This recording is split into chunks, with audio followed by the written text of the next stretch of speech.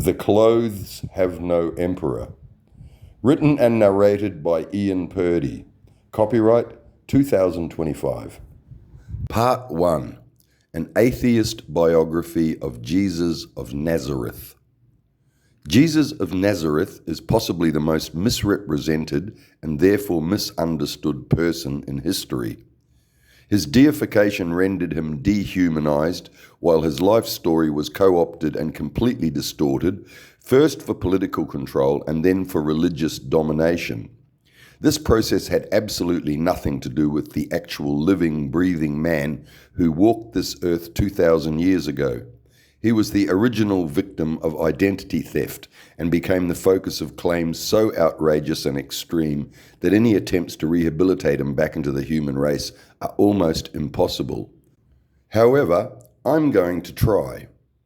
This is a rational, historically based biography, devoid of sensationalism, miracles, or claims of divinity that you can either believe or disbelieve without having to worry about going to hell.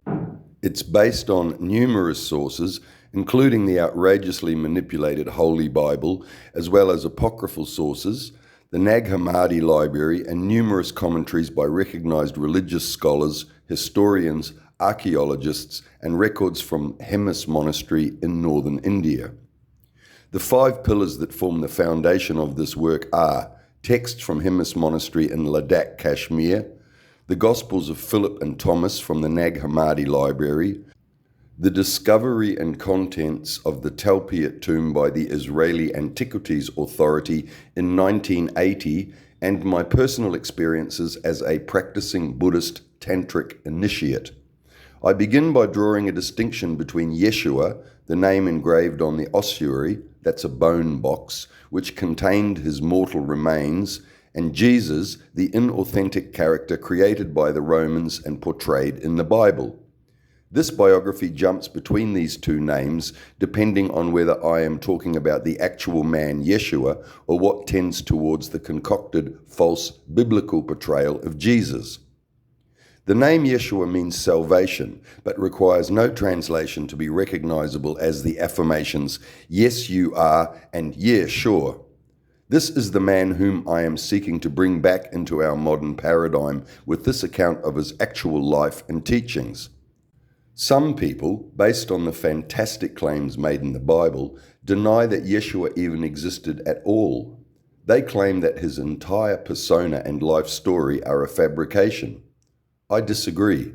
The discovery of Yeshua's family tomb at a place called Talpiot near Jerusalem in 1980 is sound physical evidence that he, his mother Mary, Maria, and his wife Mariamne, the biblical Mary Magdalene, and their son Judah, as well as 3 of his brothers, James and Jose, both mentioned in the Bible, and Matthias, or Matthew, were real people who lived at the time chronicled in the New Testament. This remarkable discovery proves that Yeshua was a man of ordinary flesh and blood, as attested by the DNA recovered from the ossuary marked Yeshua bar Yehoseph, or Jesus, son of Joseph, in the Talpiot tomb. In this work I will not refer to Mariamne as Mary Magdalene. Mariamne was Yeshua's wife, the woman he loved and the mother of his children. I will not disrespect her by using the name which Christianity has derided as a woman of low social stature, a prostitute. Mariamne Mara was the name inscribed on her ossuary in the Talpiot tomb, where her remains lay for 2,000 years next to those of her husband and their son. In this work she will be revered and venerated in accordance with the esteem that is her due, reflecting the seminal role she played in Yeshua's life. I am not attempting to normalize one of the greatest figures in world history. Yeshua bar Yehoseph was clearly an exceptional man whose life has had a profound effect not only on his contemporaries but on billions of people born long after he died. He will always be one of history's most influential and compelling characters. But unfortunately, his legacy has not been as beneficial and as meaningful as it should have been. His life story and his profound message have not been faithfully rendered in a way that does justice to him or his achievements. One thing remains crystal clear to anybody who reads the Bible from cover to cover, and that is the God of the Old Testament and Yeshua's concept of God as portrayed in the New Testament are not the same. They are two separate and irreconcilable versions of deity that have nothing in common. The two testaments were thrown together in a shotgun wedding that attempts to smooth over their inherent incompatibility. When Yeshua spoke of God, he was not talking about the God of Moses, venerated by Judaism, and for that reason, to this day, Orthodox Jews still reject him and his message. Yeshua's teachings were not from the Abrahamic tradition as presented in the Bible. They were something radically different. Rabbi Michael Skobac describes it in the following way, I quote, "In terms of major issues of theology and major issues of central biblical teaching, the Christian Bible is simply not consistent with the Jewish scriptures." Unquote. The Christian church is a medieval real estate conglomerate and international pedophile ring with its supreme headquarters in Rome, Italy. They will label this heresy and blasphemy. They will claim that I will burn for eternity in hell for my small part in attempting to illuminate the historical reality of Yeshua's life. They're known for their hyperbole and will stop at nothing to protect their brand. To this end, they submerged human culture in a 1,000-year dark age by denying scientific and philosophical advancement, insisting that the earth is flat. They were responsible for innumerable historical atrocities, including the Crusades and the Spanish Inquisition, and have perpetrated a 2,000-year fraud in Jesus' name. American comedian George Carlin sums it up with the following, I quote, "Religion has convinced people that there's an invisible man living in the sky who watches everything you do every minute of every day. And the invisible man has a list of 10 specific things he doesn't want you to do, and if you do any of these things, he will send you to a special place of burning and fire and smoke and torture and anguish for you to live forever and suffer and burn and scream until the end of time. But he loves you. He loves you and he needs money. He always needs money. He's all-powerful, all-present, all-knowing and all-wise, but he just can't handle money." Unquote. In 1945, the Nag Hammadi Library was discovered and suddenly burst into the consciousness of humanity. Most of the translators were Christians, or at least heavily influenced by 2,000 years of Christian dogma, and many sought confirmation of their faith in these ancient texts. How horrified they must have been when something entirely different emerged. They erroneously attempted to apply the accepted terminology of Christianity: God, Father, Son, Christ, Holy Spirit, heaven, resurrection, sin, and all of that. But its meaning was so completely different that the Christian words rendered a lot of it incomprehensible. Many sections clearly and unambiguously state radical new concepts. Translation after translation revealed something that not only failed to reaffirm their faith, but often contradicted it. Without knowing it, they were attempting to translate a series of treatises on Buddhist Tantra, a subject that was utterly foreign to their thought processes. Christianity is a fraudulent, fake religion. Its existence denigrates the word religion.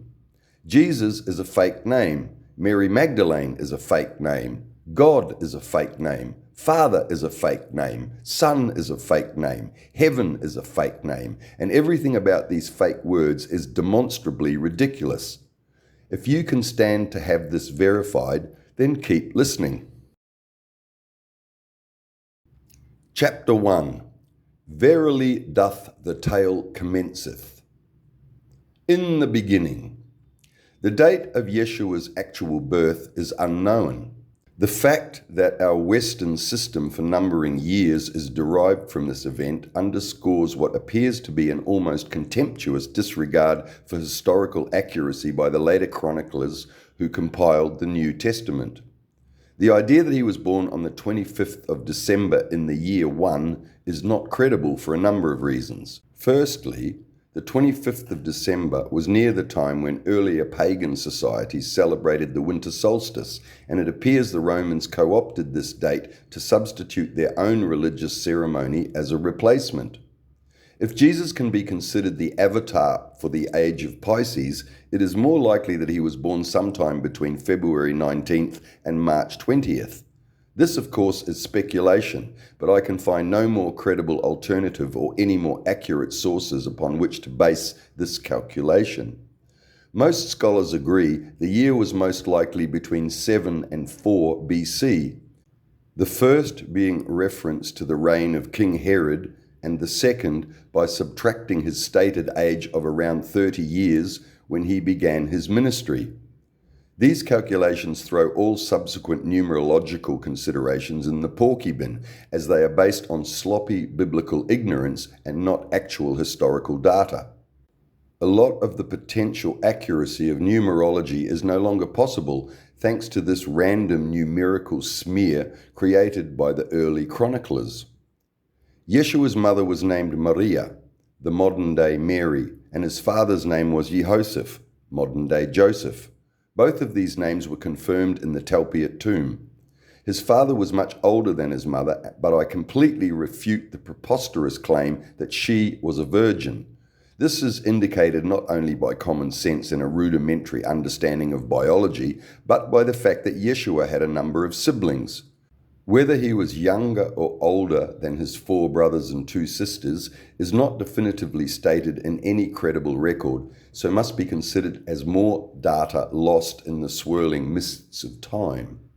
For there to be any hope of upholding the utterly ridiculous notion that his mother was a virgin when he was born, he would have had to be the oldest, and unless all of his 6 siblings were also the product of immaculate conception, his mother Mary was certainly no virgin when she died.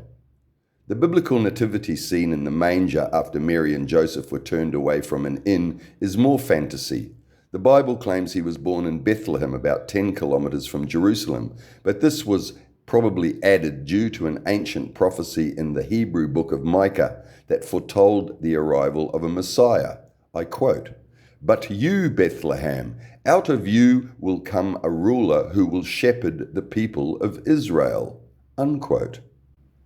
The entire improbable birth as recorded in the Gospels was constructed to appear to fulfill ancient prophecies that were somehow meant to make all the other ludicrous claims more credible. That 3 wise men followed a star and were present either during the birth or shortly thereafter is most likely another highly improbable fiction. Most people today would consider it more probable that the star was a UFO that deposited 3 aliens who were somehow prescient that a very significant person was being born, and the gifts they bore were some futuristic technologies designed to ensure the infant's survival and possibly begin his education. It is possible that a delegation of High Lamas came from the Buddhist East to find the reincarnation of a recently deceased spiritual master. This tradition continues to this day, and these reincarnates are referred to as Tulkus. The most famous Tulku is Tenzin Gyatso, better known to the world as His Holiness, the 14th Dalai Lama of Tibet. He was found after several years of dedicated searching by a delegation of highly qualified spiritual masters after the death of his predecessor, the appropriately named 13th Dalai Lama. The biblical narrative was pieced together many years after the events from an ancient tradition of prophecy and other primitive writings in an attempt to assign credibility to the manufactured claims of divine provenance.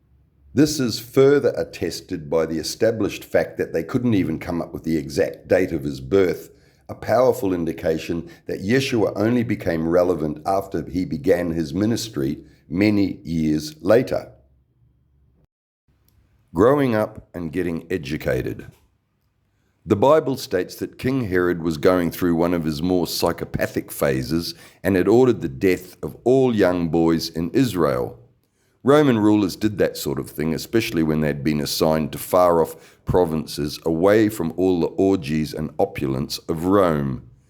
In order to escape the slaughter, Mary and Joseph took their infant son to Egypt and stayed there for over 3 years until Herod finally died and it was safe for them to return. The Coptic Church has accounts which they claim record some of the places where the family went on their journey. These include inns where they were alleged to have stayed and a well that Jesus was said to have blessed. A lot of these sites appeared miraculously in later years and became tourist attractions, providing financial incentives for such places to exist. There are some accounts in the Quran alleging Jesus performed some infantile miracles as a child, casually wielding magical powers in a very unscientific and completely outrageous ways. The sparse biblical accounts of Jesus' childhood are not credible beyond that maybe he grew up in a small village called Nazareth and maybe his father Joseph was a carpenter. His family were not wealthy or highly socially placed, so the idea that Joseph was a tradesman, besides not being particularly relevant, may also have been true. Yeshua would have been raised as a fairly typical Jewish boy in a fairly typical Jewish family. There is nothing to suggest otherwise. Even the Bible doesn't bother to overly romanticize this period. There is one biblical story about the young Jesus being left behind in town one day and not being found until after 3 days. He was hanging out with some priests who thought he was a pretty cool kid, being ahead of his time and all that. The idea that it took his parents 3 days to find him makes this seem like something some artless committee made up to try and fill in space and to build the narrative into something more likely to inveigle the flock. I dumped that one in the porky bin with the manger, his birthday, the contented donkeys, and the UFO. Presumably he learnt to read and write and would have studied the Tanakh, the source of the Old Testament and other Jewish literature available in his community, which was bilingual and spoke Aramaic and Hebrew. When he got to puberty, things started happening. It was customary for children to be assigned a marital partner around the age of 13, and young Yeshua would probably have been considered pretty fine potential son-in-law material. This is where this narrative takes a big step sideways from the biblical accounts. The Bible is conspicuously silent about the next 18 years, as if the Son of God didn't really do very much except help his dad make furniture.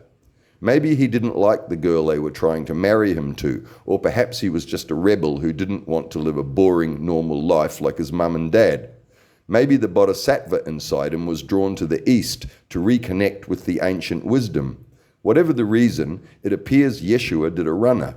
At the age of 13, he hitched a ride on the Silk Road with some traders heading east and went off to see the world.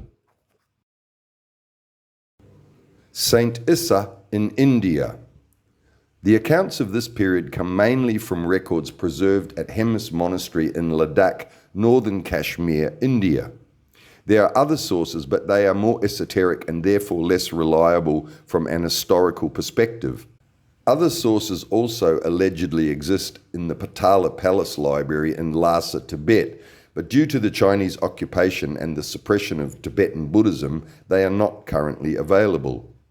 The improbable fact that young Yeshua's travels were recorded and these records survived attests that he must have been an exceptional young man who had a very memorable impact on those he encountered. The accounts of the early part of his journey are sketchy and don't contain much detail. However, they conform to the character of Yeshua as revealed through the scriptures, and the later records confirm the events that occurred upon his return to Israel. One thing that is conspicuously absent from this part of Yeshua's life is the miracles. He didn't raise anybody from the dead, turn any water into wine, or walk on water at this stage of his career. The Buddhists at Hemis Monastery had no reason to embellish their records with stunning hyperbole. The later Romans' spectacular efforts to force Jesus to conform to the messianic expectations and prophecies of his Jewish ancestors were no more than just that. As Yeshua grew older and his reputation spread, the accounts of his travels become more comprehensive, containing greater detail. The records from Hemis Monastery state that Yeshua traveled through Persia, modern-day Iraq and Afghanistan, until he reached Palitana on the Sindh River in modern-day Pakistan. He was 14 years old when he arrived at a Jain's community where, it is written, he was well received. From there, he continued on to Jagannath in Orissa province in India.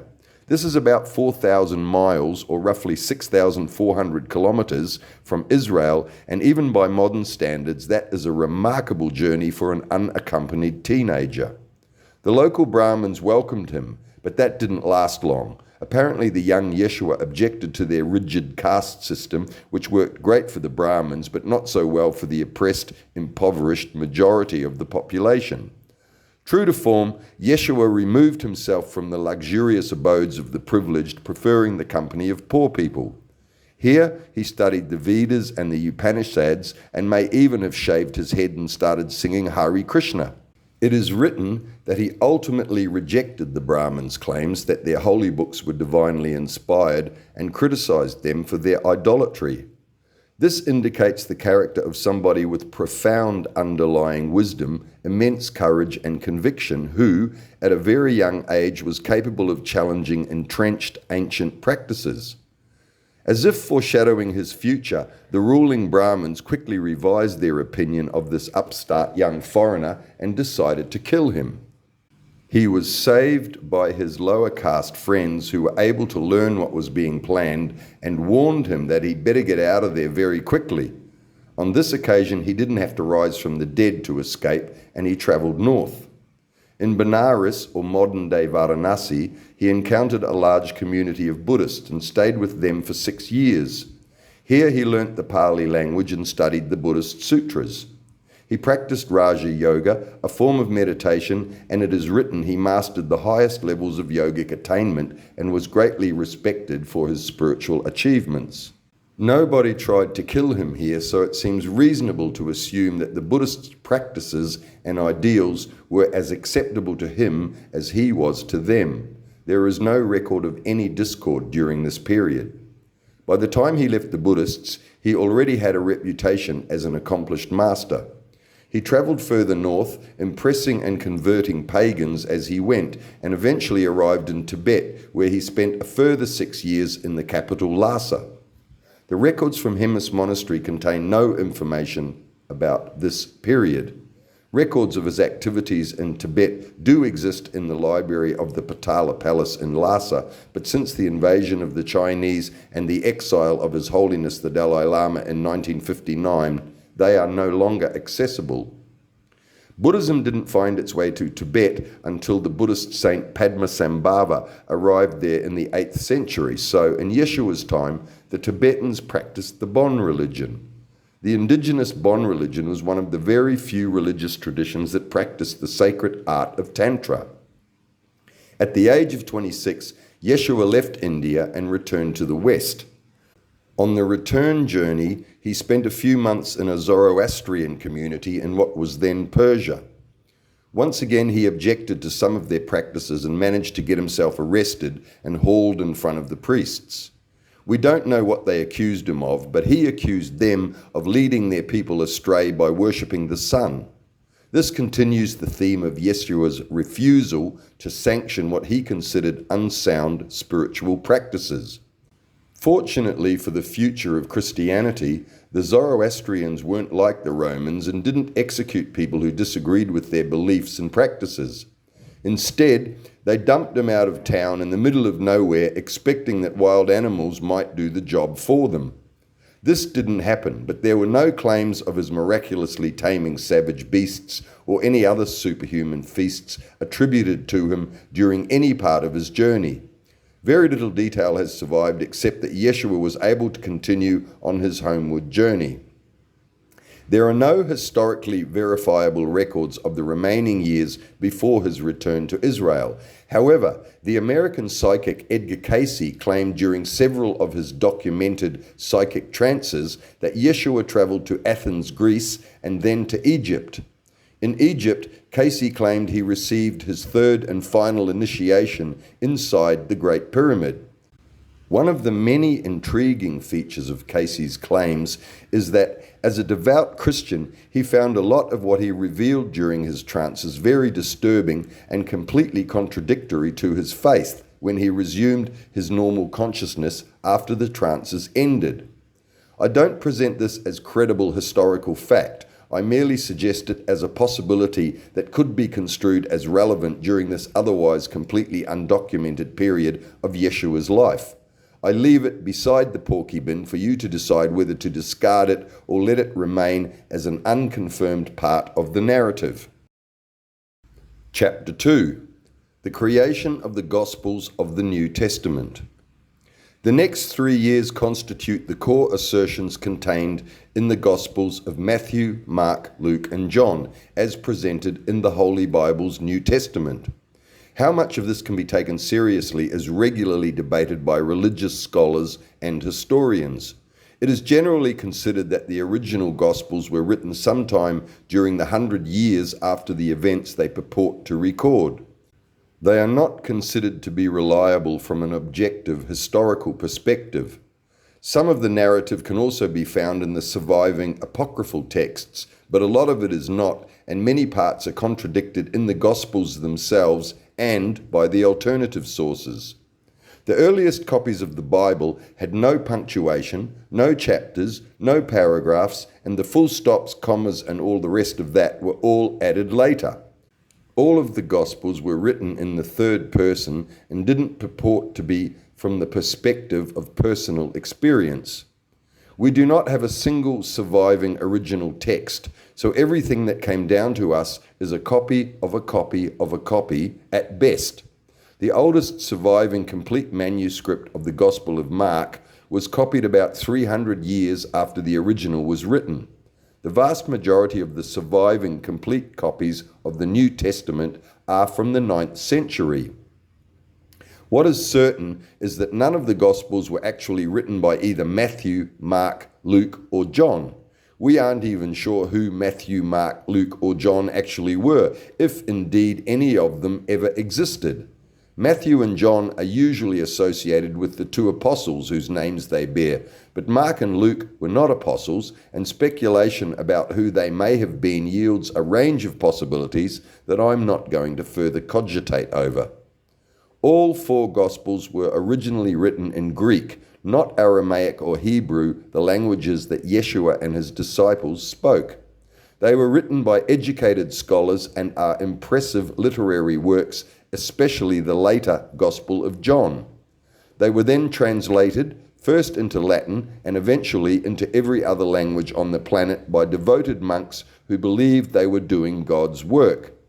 They each contain 3 distinct levels of information. The first is actual quotes attributed to the Master Yeshua himself, which include some of the parables and a lot of what are claimed to be his actual teachings. These are known as the Q sources, a term coined by German theologian Johann Weiss. They were either derived from oral traditions or from earlier texts believed to have been written during the 40s and 50s of the 1st century, which unfortunately didn't survive the later Roman textual purges. Another likely source is the much maligned Gospel of Thomas. See Appendix 7, the Gospel of Thomas, which was an early collection of quotes and sayings attributed directly to Yeshua. The second level is the words of whoever actually wrote them. One of the most plausible candidates is the historian Pliny the Elder. Otherwise, I'll just leave a blank space and you can fill it in with whoever you think might have been responsible. The Gospel of Mark appears to be the first to have been concocted, and then Matthew and Luke followed soon after, some parts of which were directly copied word for word from Mark. These 3 are known as the Synoptic Gospels and differ in both content and style from the later Gospel of John. Some scholars have credibly argued that parts of the Gospel of Luke were derived from the writings of the contemporary historian Flavius Josephus. The third level is the later insertions by the various committees of anonymous editors who ultimately crafted the final version of the New Testament for whatever reasons they deemed appropriate and necessary. They were also responsible for many deletions and threw out entire alternative books, including the Book of Mary, the Book of Judas, the Book of Thomas, and the Book of Philip, which were all deemed to be apocryphal heresies by the founding Roman fathers of the Christian religion. The outlaw cult of Jesus. The Jews are an ancient people with an elaborate written history that goes back thousands of years. The original Hebrew Bible from which the Old Testament was drawn is known as the Tanakh.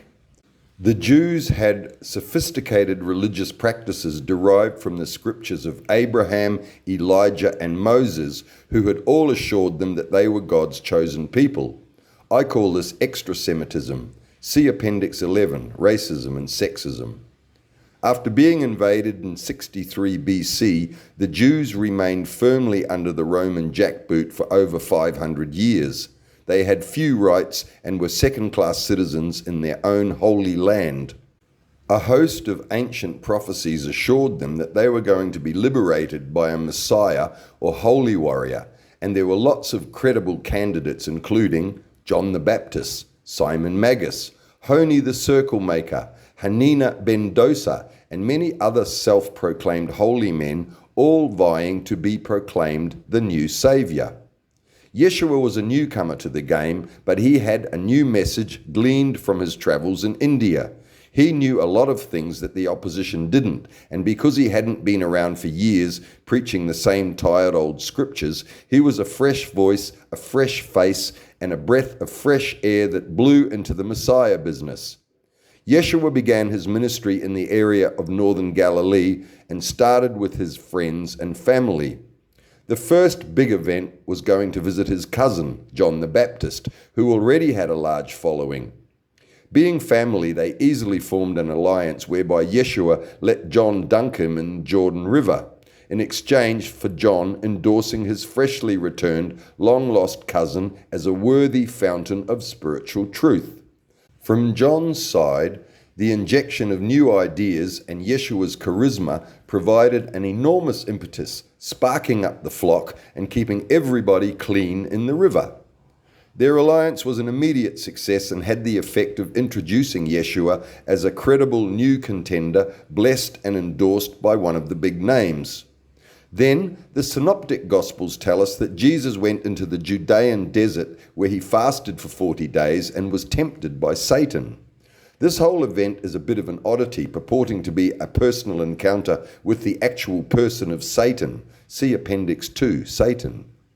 It is documented in the Gospels of Matthew, Mark, and Luke, though their accounts differ slightly in the details. However, all agree that Jesus was alone and had been led into the desert by the Spirit. The prophets Elijah and Moses had both fasted for 40 days and nights, so that might be considered a precedent from the Old Testament that was used as a way of linking Jesus to them. In shamanic traditions, the shaman goes into the wilderness to find his inner essence in solitude.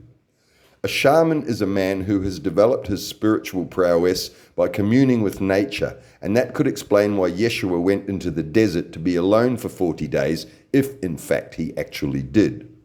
But if he was alone and there were no other witnesses, where did the biblical accounts come from? Satan? Jesus may have related the story to his disciples, or may have alluded to it in subsequent sermons.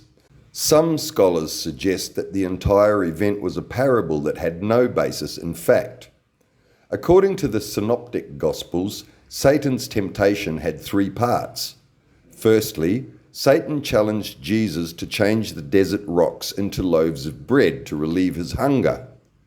When Jesus refused, Satan challenged him to jump off a cliff so that the angels would have to save him. It's difficult to understand how this was supposed to be a temptation of Jesus rather than a temptation of the angels to save him. Nowhere is it suggested that Jesus might have been able to save himself by simply flying. Finally, Satan took him to a high place and showed him all the kingdoms of the world and offered them to Jesus on the condition that he get down on his knees and worship him. This is another ill-conceived temptation that doesn't make sense to anybody who doesn't have a lot of faith in the Bible. It demonstrates a failure to distinguish between the microcosm and the macrocosm. Why would Jesus, if he really was the Son of God, be even slightly tempted by any worldly offering being made by anybody?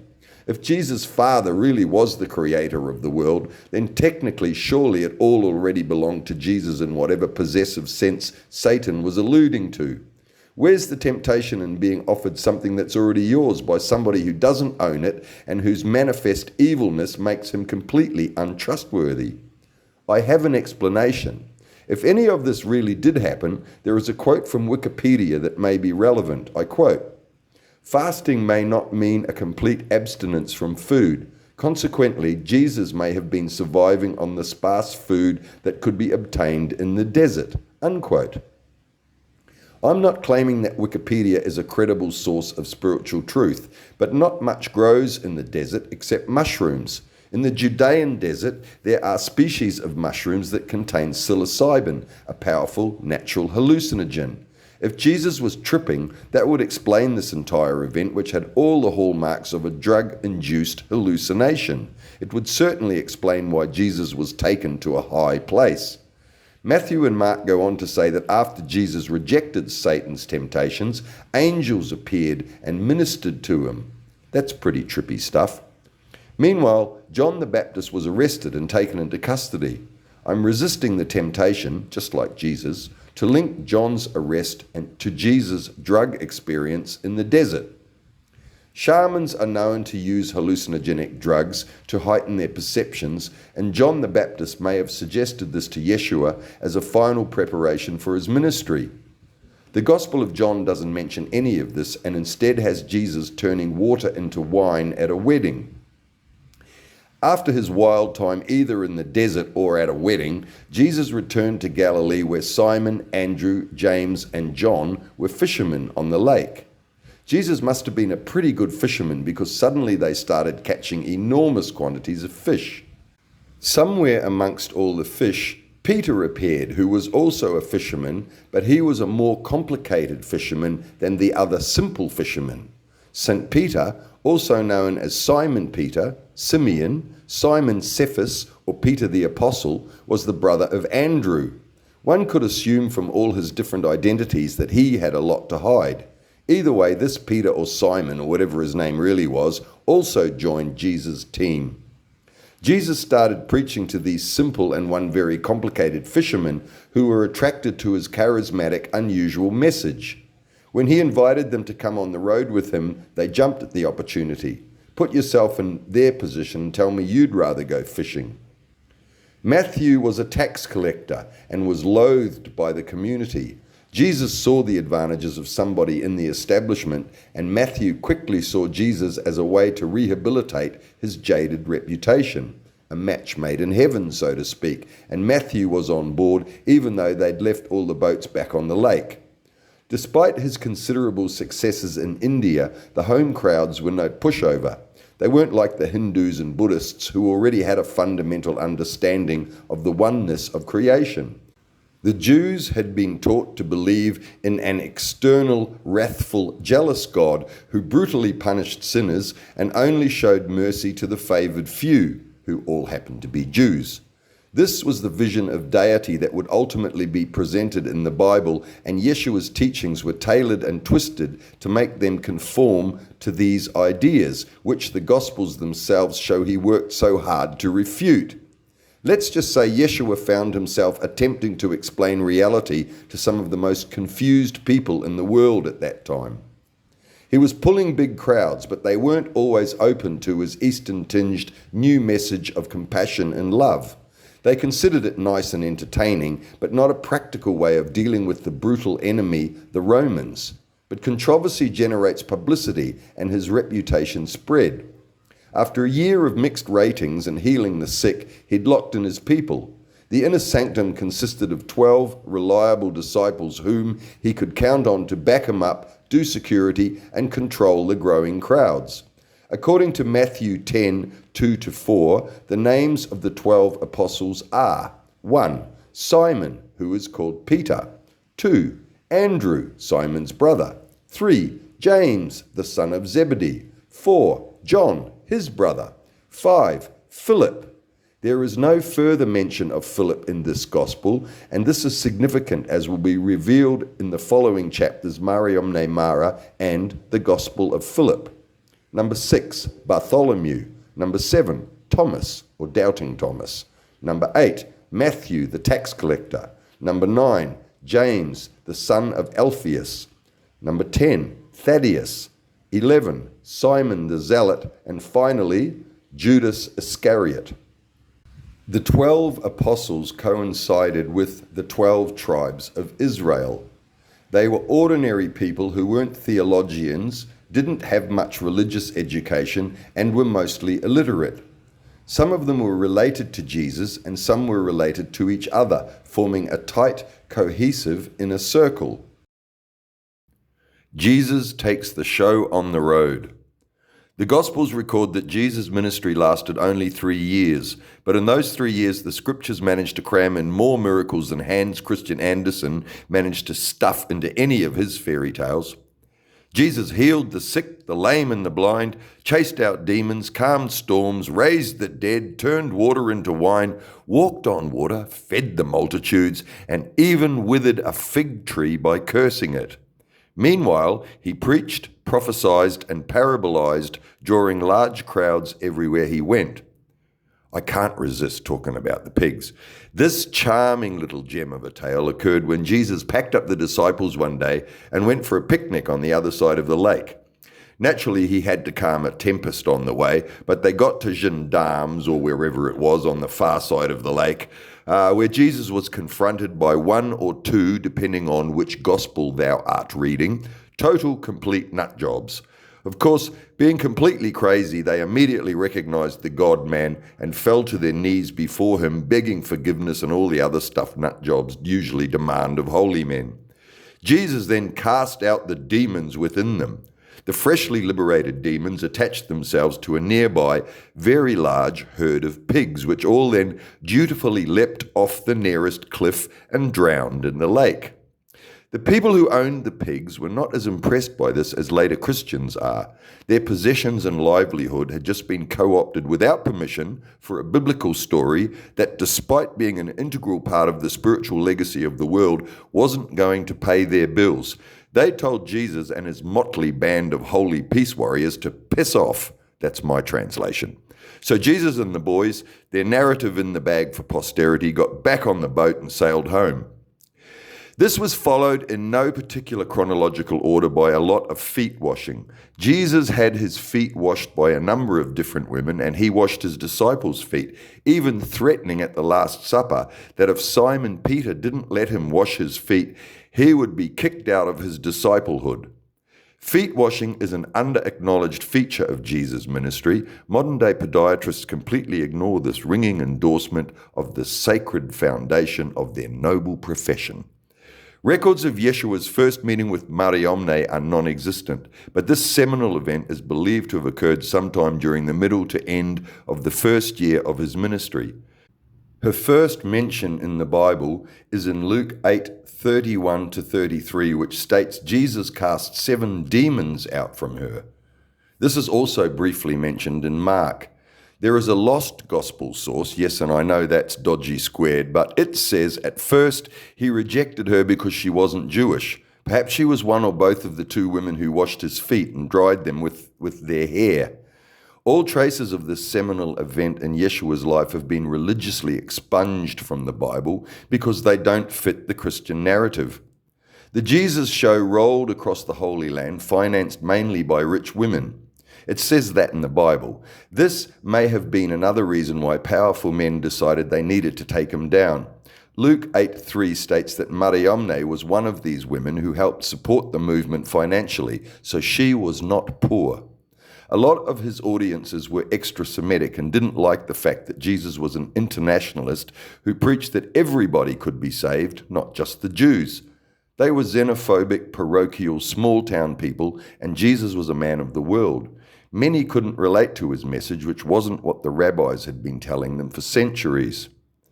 After a disastrous gig in Nazareth, where his home crowd booed him off stage, Jesus took a sabbatical and sent his disciples back to their hometowns to practice spreading the word unaccompanied. He rested and worked on new material for another big national tour. Perhaps he and Mariamne went on their honeymoon. We will never know. Around this time, his cousin John the Baptist was beheaded. The psychopathic Roman governor, yet another Herod, or maybe it was the same one, who knows, had divorced his wife so he could marry his niece. John had the temerity to point out that this wasn't morally acceptable behavior, so his head arrived on a plate at dinner one evening. Jesus pulled his people back together and got back on the job. The Sermon on the Mount was Jesus' masterpiece. He stunned his audience with his eloquence and brilliant oratory and mapped out the essential themes of his ministry. It is considered definitive and powerful and was a great success. Unfortunately, there is no way to know with any certainty what he actually said.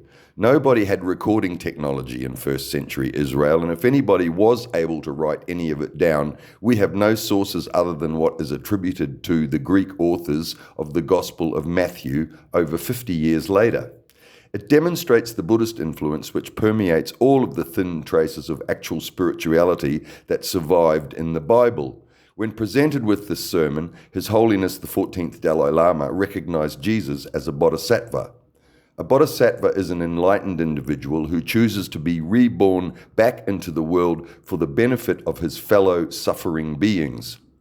Its central themes of humility and compassion have survived, but what has come down to us is a contradictory hybrid that attempts to blend some of the established traditions of Judaism, some basic Roman thuggery, with a sprinkling of Yeshua's enlightened wisdom. Parts of it are also recorded in the Gospel of Thomas, and for that reason those bits are more likely to be authentic. These are undeniably Buddhist. The Lord's Prayer was also inserted amongst what the Catholics refer to as the Beatitudes, the blessed are and the woe to bits. The alleged mount is not identified, and the inconsistencies and impossibility of it having been accurately recorded make it a wonderful instrument for scrambling the minds of everybody who faithfully considers it to be the authentic words of Jesus/God. It appears to contain traces of things that he may have actually said, but like the rest of the Bible, it's a construct assembled by unenlightened scholars at the behest of their Roman benefactors. This period is rich with miracles, including the loaves and the fishes, which Jesus performed at 2 different locations, and they even threw in a walking on water. At this point, according to the Bible, even the disciples were starting to have doubts. This is really odd if he really just had performed some of the above-mentioned miracles and delivered his most famous sermon. According to the Synoptic Gospels, Jesus started making claims about the faithful eating his flesh and drinking his blood, which took everything to another level entirely. It also created a convenient precedent for the later practice of the Eucharist, which has provided centuries of debating entertainment and usually manages to remain genteel enough to completely ignore the implications of cannibalism. This was most likely a Roman insertion to justify a swig of wine in the middle of what became incredibly boring Catholic religious masses. The alcoholic followers of the god Bacchus would have needed this to keep them in church through an entire service. It appears, if any of it can be taken seriously by unfaithful people who are capable of thinking rationally, that Jesus came close to having a mutiny on his hands. The Gospel of John states that he was stretching his apostles' faith at this time. Yeshua's relationship with Mariamne may have been the reason why the disciples were getting upset, because Yeshua now had a girlfriend that he liked a lot more than any of them. The Gospel of Philip from the Nag Hammadi library supports this contention. And we must be within the time span for the birth of their son Judah. The beloved disciple was present at the Last Supper and the crucifixion, so he must have at least been on the horizon at this time. But let's get back to the Roman-sanctioned spiritual absurdities presented in the Bible. Around this time, except in the Gospel of John, we have the sensational transfiguration of Jesus. To shore up support amongst his faltering disciples, Jesus took 3 of them, Peter, James, and John, up onto an unspecified mountain where some really bizarre things happened. It sounds like he gave them some of the magic mushrooms he'd got from John the Baptist. This entire event conforms with what may have been another hallucinogenic drug experience that once again occurred in a high place. The Gospel of John also skipped the temptation, the other biblical event which can be interpreted as evidence of the use of hallucinogenic drugs. Whoever wrote John's Gospel clearly didn't approve of Jesus getting wasted. The Synoptic Gospels claim that Jesus began to shine with rays of white light, and the prophets Elijah and Moses appeared. Then from on high, the voice of God proclaimed, "This is my beloved Son. Listen to him." And Jesus is said to have talked about rising from the dead and lots of other very out there things. At one point, the 3 disciples became overwhelmed and fell on their knees in fear. But like all good shamans, Jesus raised them up and they were all good again. The disciples were overcome by the glory of it all, but Jesus warned them to keep their mouths shut because John the Baptist had recently been beheaded for that sort of thing. Also around this time, the Pharisees and scribes appeared from Jerusalem. The Pharisees and scribes were the official Jewish God squad, the original men in dresses, and they crashed onto the scene, accusing Jesus and his disciples of multiple heinous spiritual deviations. This provides more evidence that Yeshua was not preaching Judaism or anything like it. He was not a Torah-observant Jew. The Torah was the law of Moses, which was central to Orthodox Judaism. In saying 102 from the book of Thomas, Yeshua is quoted as having proclaimed, I quote, "Woe to the Pharisees, for they are like a dog asleep in the feeding trough for cattle, for the dog does not eat and does not let the cattle eat either." Unquote. These dogs in the feeding trough didn't actually deny any of his miracles, but claimed that they just weren't good enough to qualify him as their Messiah. You can't heal the sick on the Sabbath. That's criminal behavior, they said. Trouble was brewing, so Jesus took his people and headed north. During the 3rd year of his ministry, he started doing more gigs in Jerusalem. They were a really difficult crowd, and he wasn't universally loved in the big city. It was the Pharisees and scribes' home turf, and they were not interested in doing unto others as they would have them do unto them. They were from the eye for an eye, tooth for a tooth, hardline, blood on the sand brigade. They thought that love was only for married people and compassionate was a 4-syllable word. Jesus kept preaching, teaching, and healing, but the opposition was getting louder and meaner.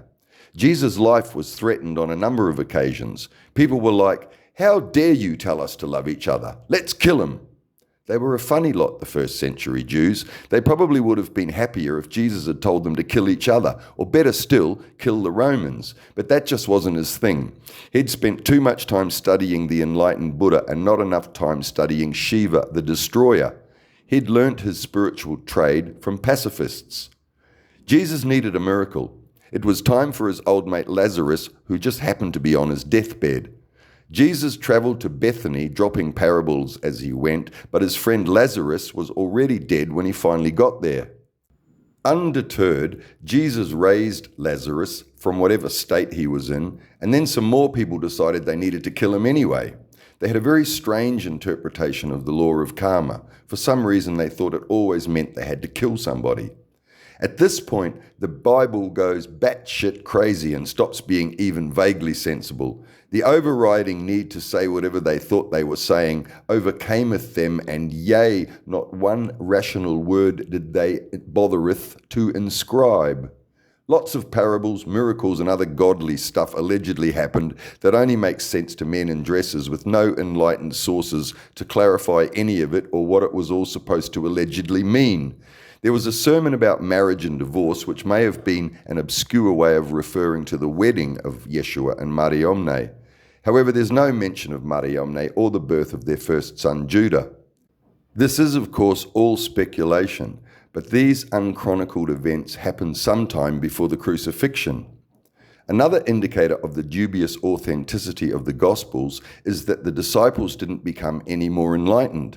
Despite all the time they'd spent hearing the teachings and following the example of the Master Yeshua, they continued to ask dumb questions and behave like ignorant fishermen.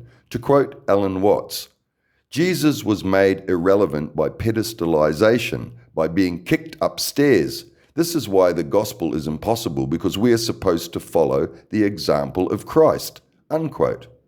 The performing of miracles was crucial to this process of pedestalization. By insisting on his regular performance of things that are impossible for average people, Jesus was separated from the rest of humanity, and by this process, his real teachings were obscured and finally rendered basically meaningless. This is the ultimate tragedy of Christianity. Chapter 3. End Game. The Crucifixion. The resurrection of Jesus is the central pillar of the Christian religion. It is the miracle of miracles that fulfilled the prophecies and proved conclusively that Jesus was the Messiah, the Son of God. The entire Christian edifice rests on this one assertion, and without it, Christianity fails. There are many aspects of Jesus' crucifixion that are anomalous. Crucifixion was a uniquely abhorrent form of execution practiced by the Romans. Victims were nailed to 2 large pieces of wood through their wrists and feet, and were then usually left to die, decompose, and be eaten by scavengers. The final part of this ultimate despoliation of a human being was to deny the victim a proper burial. Jesus, however, was taken down and allowed to be buried. The Gospels went out of their way to deflect any culpability away from all and every Roman, assigning the entirety of the blame onto 2 specific Jews, one of them the disciple Judas Iscariot, and the other the Jewish high priest Joseph Caiaphas. They also enlisted an anonymous Jewish mob who kept demanding that Jesus be crucified for the heinous sin of healing sick people on the Sabbath. Apparently they never mentioned smashing up the temple, making pigs commit suicide, or catching too many fish. The Roman governor, Pontius Pilate, the man with the actual authority to order the death sentence, is said to have washed his hands of the entire matter, claiming, "I am innocent of this man's blood, it is your responsibility." The Jewish mob are then said to have insisted in unison, "His blood is on us and our children." It is even written that the kind, compassionate Pilate tried to pardon Jesus, but that the Jewish mob demanded he pardon the thief Barabbas instead. The Gospels absolve the Romans of all culpability beyond Pilate meekly rubber-stamping the will of the bloodthirsty Jewish mob. This has resulted in anti-Semitism throughout the subsequent centuries and may even be considered a primary cause of Hitler's Holocaust. The Buddhist records at Hemis Monastery in Ladakh contradict this position and assign all of the blame squarely onto the Roman governor, Pontius Pilate. This is more credible because Jesus was being heralded as the king of the Jews, which made him into a political threat to Roman rule. Also, the distant Buddhists had no reason to record anything other than the facts that came to them via travelling merchants who brought news of the fate of their beloved Saint Issa. 2 contemporary historians, Josephus and Philo, both describe Pilate as a brutal butcher who was responsible for the deaths of thousands of Jews. Even the Romans considered him a ruthless murderer and removed him from his post in Judea because of his viciousness. Anyway, let's try to dissect this giant porky fest, starting with Jesus' alleged return to Jerusalem, humbly riding on a donkey to celebrate the Jewish festival of Passover. The donkey was blamed for Jesus not being accepted as the Jewish Messiah because the prophecies had predicted he would ride into town on a mighty horse. They were expecting a Rolls-Royce Caniche, but Jesus arrived in a Toyota Camry, so therefore he could not possibly be their Messiah. The Last Supper has provided the inspiration for lots of great art. Leonardo da Vinci's famous rendition clearly shows a woman sitting in pride of place on Jesus' right side, contrary to the assertions in the Bible that the disciples were all men. This was most likely the same Mariamne who was found next to Yeshua bar Yehoseph in the Talpiot tomb, although the source of Leonardo's knowledge of her seminal involvement is yet another mystery. The entire account of the Last Supper goes straight into the porky bin. I'm sure Jesus and his disciples ate a meal the night before he was arrested, but all of the recorded details are simply too improbable, contradictory, and basically ridiculous. This scene is a traffic jam of prophecies, told you so's, and beatitudes, where the Romans squashed as many ancient hallucinations as could possibly be fitted onto the embarrassed papyrus. The next day, Jesus is said to have gone to the temple and thrown a tantrum, overturning tables and harassing people for their lack of piety and their abuse of the facility. This is not the way enlightened people behave, and it was supposed to have been the second time he'd gotten physical with the moneylenders, cattle herders, and dove sellers allegedly plying their disreputable trades in the temple. This all just sounds like macho nonsense thrown in by ignorant Romans who wanted to make Jesus appear to be some sort of strong man, despite all the contrary evidence contained in almost everything he is quoted as having said and done. Also, it is unlikely that the temple authorities would have stood by and watched somebody violently disrupt what they considered to be normal religious functions being conducted inside their sanctuary. They would have had security to protect the commercial activities that they relied on to finance their nonsense. Then there's the scene in the Garden of Gethsemane where Judas Iscariot is supposed to have betrayed Jesus with a kiss for 30 pieces of silver, allowing the Romans to recognize and arrest him. Was this the basis for Christianity's century-long attack on non-heterosexual behavior? Judas kissed another man, and that got the Son of God arrested, beaten, and crucified. Peter allegedly leapt forward from the crowd and valiantly cut off a servant's ear, which Jesus promptly reattached, chastising everyone on all sides for their general ignorance and inability to produce anything more meaningful for this pivotal event in the evolution of fairy tales. Once again, all four Gospels have competing narratives describing this overdramatic, elaborately prophesied Porky Fest. Faithful Christians get to pick and choose which account or combination thereof best floats their spiritual boat.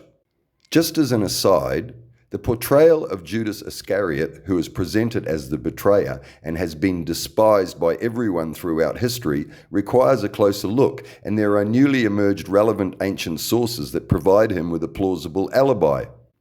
The Gospel of Judas from the Nag Hammadi Library presents a more complex character than the Bible reveals. It claims that Iscariot wasn't his real name, but that it derives from a splinter group known as the Sicarii, and he was Judas the Sicarius. They were zealots or revolutionaries who believed in the violent overthrow of the Romans, and several of them, including Judas, had infiltrated the Jesus movement. Judas didn't turn Jesus over to the Romans. He turned him over to the Jewish religious authorities, and he was first taken to Annas, who was the high priest's father-in-law and probably the most powerful person in the Jewish religious hierarchy. Annas had appointed his son-in-law, Caiaphas, to the role of high priest. After a preliminary hearing, Annas handed Jesus over to his son-in-law, the high priest Caiaphas.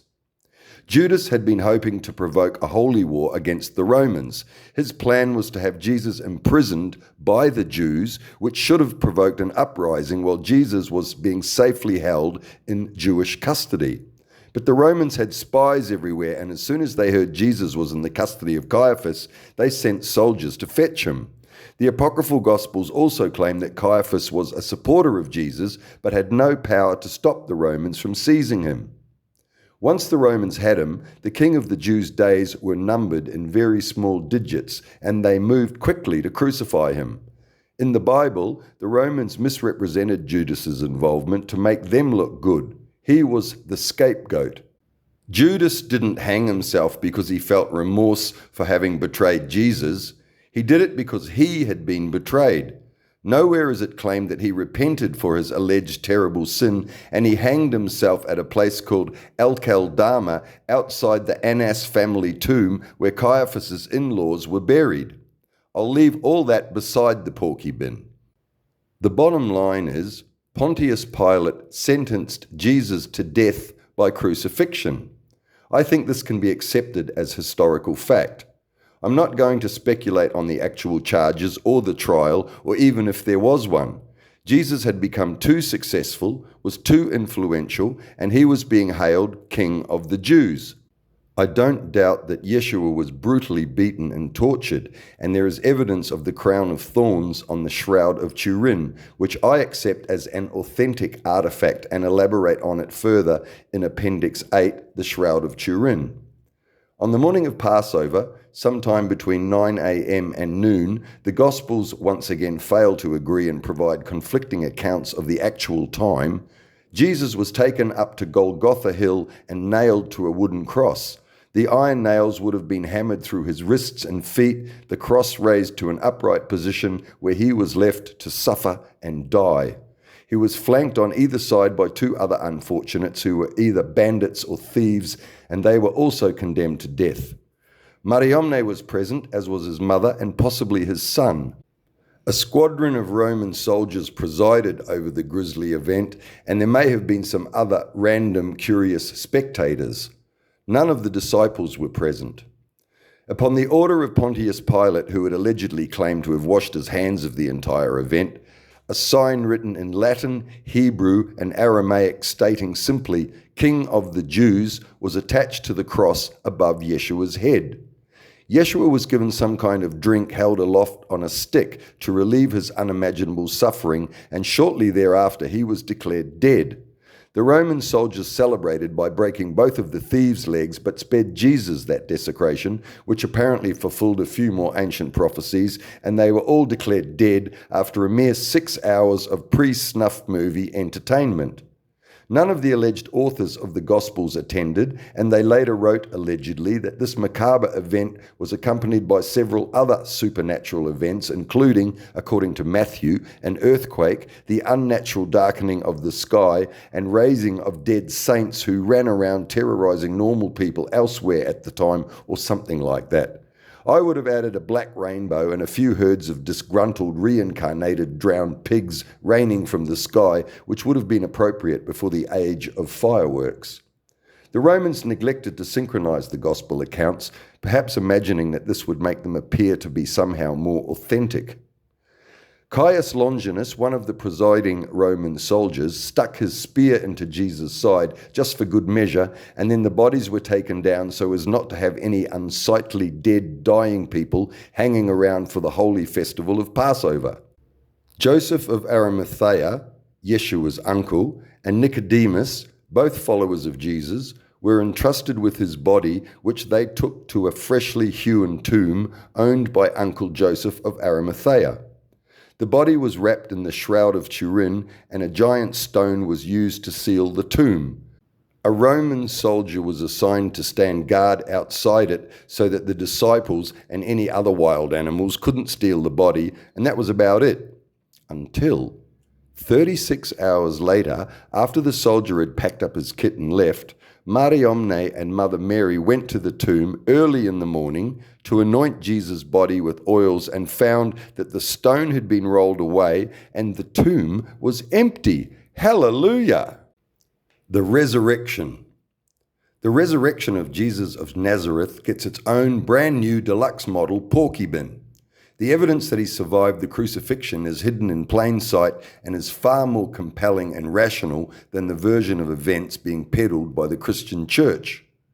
Crucifixion is a very slow means of execution. It's not like the guillotine or firing squad, which were designed to end quickly. Crucifixion usually takes from 3 to 10 days to kill a normal, healthy human, and Yeshua at 33 years old would have been in the prime of his health. All 4 Gospels agree that he was only on the cross for about 6 hours, which was not long enough to kill him. Crucifixion kills people slowly through dehydration and asphyxia.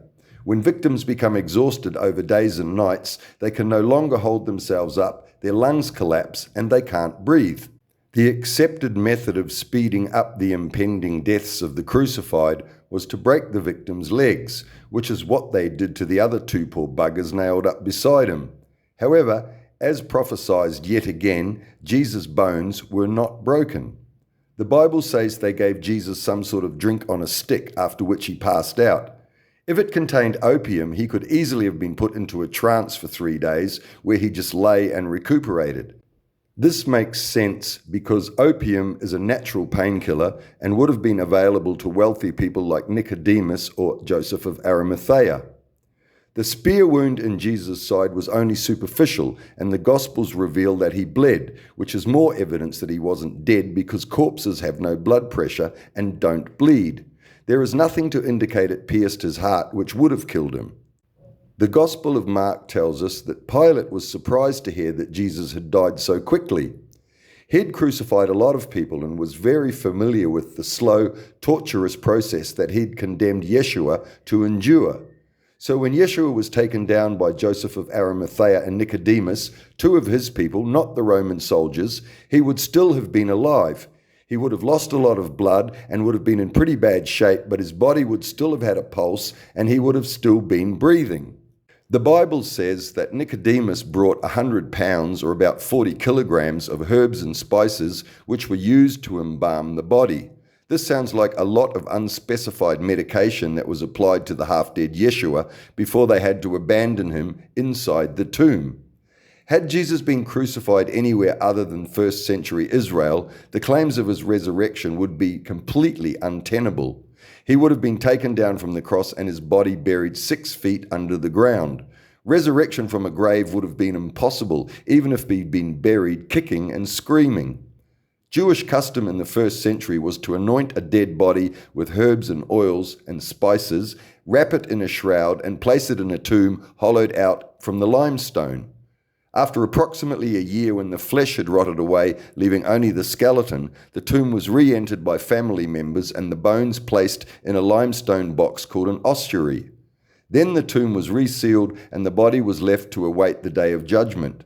It was normal practice for several generations of a family to be placed in ossuaries in a single tomb. Sometimes the ossuaries were marked to identify the individual whose bones it contained, but often not. This unique practice was only used for about 100 years and was abandoned after the sacking of Jerusalem in 70 AD. Therefore, any bones found in an ossuary can be dated with certainty to that specific 100-year time period. There are no eyewitness accounts of Yeshua inside Joseph of Arimathea's tomb, so we will never know when he escaped from the Romans and was able to get to Mariamne and the people who loved and revered him. If he was left inside the tomb, he would have been wrapped in a clean shroud, given water and probably some food, or if he was in a trance from opium, he would have been left to lie low until the guard left. We have no record of the extent of Roman supervision of this process. If Yeshua was placed inside the tomb late on Friday night, it would have been around 36 hours, very early on Sunday morning, when the empty tomb was discovered. Some of the few surviving Gnostic texts, mainly from the Nag Hammadi library, attest he survived the crucifixion.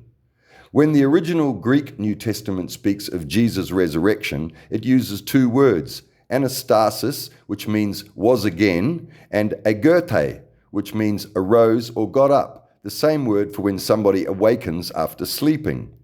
Mark, the earliest gospel, says that 3 women, Mariamne, Mother Mary, and one of Yeshua's sisters, went to the tomb to find the stone had been rolled away and no Jesus. Instead, an angel told them that Jesus was alive and would see them again in Galilee. Mark then incongruously claims that these 3 women told nobody about this amazing supernatural event. It makes one wonder how Mark found out about it and leads to speculation about what the Greek authors were attempting to achieve with this use of the modern literary device that we refer to as a cliffhanger. This needed to be fixed. Later additions were made to the Gospel of Mark. The earliest versions contained in the Codex Vaticanus and the Codex Sinaiticus end at Mark 16:8. After Mariamne and the 2 women returned to Jesus' tomb to find an angel in a white robe. The text ends with no other sightings of Jesus recorded and no mention of his ascension to heaven or any of that. But then around 400 AD, first appearing in the Codex Bezae, additional verses Mark 16:9-20 appear. In these verses, the women tell the disciples that Jesus has risen from the dead, and there are 3 actual accounts of Jesus appearing to different combinations of disciples. It also tells of Jesus' ascension and of him sitting around with God in heaven. This is sound historical proof that Mark's gospel was given an expanded ending at this most crucial, spiritually and intellectually dubious part of the biblical narrative. Matthew and Luke claim that some women, including Mariamne, went to the tomb and found it empty. Luke then claims two angels, outshining Matthew's solitary angelic representative, informed them that Jesus had risen and they would find him in Galilee. So according to the first three gospel accounts, nobody saw Jesus in or near the tomb after his so-called resurrection. They all mention a rolled away stone, folded linen, and an angel or two, depending on which account one considers is really God's word. The Gospel of John appears to lend slightly more credibility to the resurrection, but far more to the more obvious conclusion that Yeshua survived his crucifixion. It states that Mariamne saw Yeshua in the garden but didn't recognize him and thought he was a gardener. This sounds like the most credible attempt to record something that may have actually happened. It doesn't sound like the resurrected, glorious Son of God returning victoriously to prove to the world that he'd conquered death. Hallelujah! It sounds like a very sick, hungry victim who'd been whipped and beaten, Roman style, nailed to a cross, stabbed, buried for 36 hours, and then who'd crawled out into the daylight and thankfully into the loving arms of his wife, whom John claims didn't even recognize him. He would have been desperate for food, water, and medical assistance. John also reveals that at that first encounter, Yeshua told Mariamne not to touch him. He was obviously in a lot of discomfort. The Roman editors were incredibly negligent in allowing this damning information to remain in the scriptures. These are not peripheral details, but the Romans could not have imagined the forensic capabilities available in the 21st century to analytically scrutinize their absurd claims and compare them to the archeological evidence that has survived. The resurrection is the seminal event in the entire Christian faith structure. Everything relies on this one. Sorry, Christians, but this is written in your book, and even based on what it says, the resurrection is not even a likely possibility. Extraordinary claims require extraordinary proof, and this is so far from being that, it would barely stand up to the scrutiny of modern-day 10-year-olds if it was read to them as a fairy tale. The resurrected. Jesus appeared to his apostles. They couldn't be called disciples anymore because he was supposed to be dead, on a number of occasions. The Gospel of John lists 3. In any other context, these would be considered proof that Yeshua had survived, but Christianity. The first appearance was to a small group and the second to a larger group behind locked doors. He breathed on them, which isn't something that ghosts, holy or otherwise, are usually expected to do. Maybe some of them imagined they were seeing a ghost or a Holy Spirit perhaps. But on 2 occasions he is reported to have eaten food, which is very atypical ghostly behavior. Neither ghosts nor Holy Spirits are known to eat physical food. This suggests that he still had a physical body requiring physical sustenance, and he probably still needed to use a toilet. Every known gospel is silent about this sometimes pressing imperative. The last time he appeared in a biblical gospel was on the shores of the lake, where he performed one of his fishing miracles that fed everyone, including himself. Besides a few very grisly prophecies, which if Jesus had made at the very beginning would have guaranteed 0 disciples, it was all about the unghostly act of eating. If Jesus really was the resurrected Son of God, why didn't he hold one last big public event? He could have shown his scars to the unbelievers, delivered the final definitive teaching that could have unequivocally launched the vessel of salvation for humanity and unveiled God's wonderful vision of heaven on earth. Then he could have gloriously ascended up into heaven in a first-century equivalent of Spider-Man, swinging upwards in a final undeniable display of glory that would have proved conclusively that he was the Son of God and that he had the commensurate supernatural powers to prove it. Why not? Because the Romans would have immediately rearrested him and nailed him up again, and the second time they would have made dead sure that he was dead. Killing people was something that the Romans took great pride in, and he was not going to get away with it a second time. The records of the resurrection have a grubby taint to them, as though nobody really wants to stand up and trumpet from the rooftops the full-on, undeniable truth that Jesus rose up from being dead. Mark sort of implies it. Matthew and Luke present the frail facts and fall away muttering about angels and folded linen. John had the first interaction with the freshly arisen Christ, being Mariamne, confusing him for a gardener. The only real miracle is that Pontius Pilate let Joseph of Arimathea take possession of the body after only 6 hours of agonized humiliation.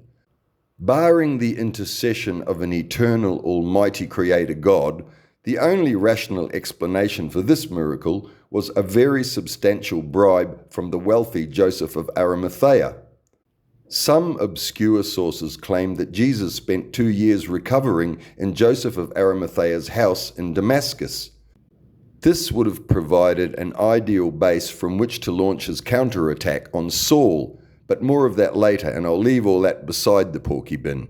His next appearance occurs in the Acts of Peter, where it was claimed that he met the Apostle Peter on the road outside Rome. This didn't go so well for Peter because at Jesus' insistence, Peter returned to Rome, where he was crucified upside down. There are also unverified stories of Jesus returning to India, and there's a tomb in Srinagar, Kashmir, that purports to be his. Within it is inhumed the body of somebody called Yus Asif, and there is also a foot impression that proves, apparently, that the occupant was crucified. The site would have slightly more credibility if the occupant was named Issa, conforming with the documents at Hemis Monastery. I've been to that tomb, and I wasn't convinced of anything except that it's a great tourist attraction. There's also a tomb in Pakistan that claims to be the final resting place of the Virgin Mary. Until the discovery of the Talpiot tomb in the vacuum of alternatives, it was a credible possibility, and it is also a great tourist attraction. There are no official records at Hemis Monastery or the Patala Palace in Lhasa, as far as we know, or anywhere else in India of the return of Saint Issa. There is, however, evidence of the Apostle St. Thomas, who went to India to spread the gospel and was brutally murdered there. After having been whipped and beaten, Roman style, nailed to a cross, stabbed and buried in the ground for 36 hours, it seems reasonable to assume that Jesus lost interest in claiming to be the Messiah. Surviving such a traumatic, debilitating event would have had a profound effect not only on him, but on his young wife, whom the Bible states was present and witnessed the whole horrifying spectacle. There is also evidence recorded in the Gospels which, with hindsight, can be construed to suggest that little Judah, their son, may also have witnessed his father's brutal crucifixion. The Romans were notorious for wiping out entire dynasties. Their history is rotten with cases of brothers, sisters, wives and children all being slaughtered if they were perceived to be a threat to whichever psychopath was ruling at the time. I doubt they would have made a compassionate exception for the family of the King of the Jews. Yeshua himself is unlikely to have been prepared to jeopardize his young family by reassembling his followers for another attempt at spitting in the face of their Roman oppressors. He'd played his part in the rebellion, and it had almost cost him everything. The Jesus movement went underground. The Jews were never able to produce a suitable candidate who conformed to their multiverse of prophecies and qualified as a credible Messiah, but that didn't stop them from staging a revolt. This led to Jerusalem being sacked and their temple being destroyed by the Romans in 70 AD. St. Paul the Apostle. I tried, but you can't ignore Paul. He is credited as being the author of over half the books in the New Testament, most of which he wrote in jail, if in fact he actually wrote any of them. Scholars proclaim that it is likely he really did write 7 of the 13 letters attributed to his quill. He was also the first to write about the alleged resurrection, an event he wasn't even anywhere near. He is the source of this foundational banquet of omni-universal pork. His lone influence on the final finished porkyfest known as the Holy Bible was seminal, and his grubby little paw prints are indelibly etched all over it. Renowned biblical translator Mauro Biglino, more about him later, states in part 3 of The Falling of the Gods, I quote, "The Christian Messiah is just a pure invention of Paul," unquote. Saul of Tarsus was born a rich Jew in what is now southern Turkey. He was well educated by designer brand teachers in top-shelf institutions and became a Pharisee. They were one of the elite sects of establishment Judaism, the ancient Jewish equivalent of men in dresses. As noted previously, the Pharisees didn't like Yeshua. He was exactly the type of person they loved to stone to death. Saul was one of the people who thought loving thy neighbour and turning the other cheek were completely unacceptable and against God's will. They weren't in the Torah, and Moses never said anything like that. Saul was a major persecutor, and aided and abetted by several of his other righteous godly brethren, he was responsible for stoning to death a Christian called Stephen. In the name of his God, Saul was a murderous bigot, and some sane non-Christian historians have even suggested that he may have suffered epileptic seizures to try to explain his extreme, erratic behaviour. We will never know the true story of Saul, and most of what we have to assess him on, he allegedly wrote himself and is recorded in the Bible. No matter how you look at it, Saul was an important foundational architect of what became the Christian religion. It happened on the road to Damascus. Saul was on his way to denounce Yeshua and make sure that none of the proper, local, traditionally indoctrinated, religiously acceptable sheep started listening to the absurd claims being made by this legally executed heretic. Love thy enemy indeed.